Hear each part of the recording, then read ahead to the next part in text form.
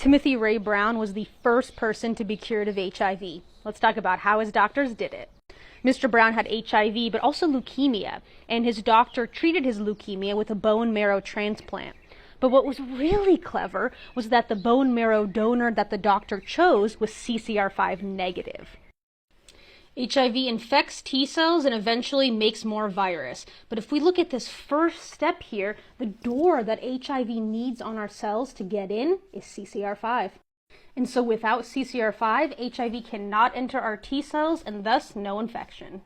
So these people that lack CCR5 are naturally resistant to HIV, but they're pretty rare in this world. So is there a way that we can, by design, create cells for bone marrow transplants that lack CCR5? That's where gene editing comes in.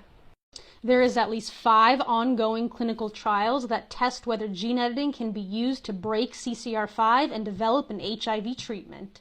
Unfortunately, Mr. Brown did pass away in September 2020, so if you'd like, we can take a moment of silence for the contributions he made to medical science. The CCR5 story continues to this day, but in 2019 it got really dramatic, where the first CRISPR-edited babies were made in China. And I'll talk about that in future videos, so hit that follow button.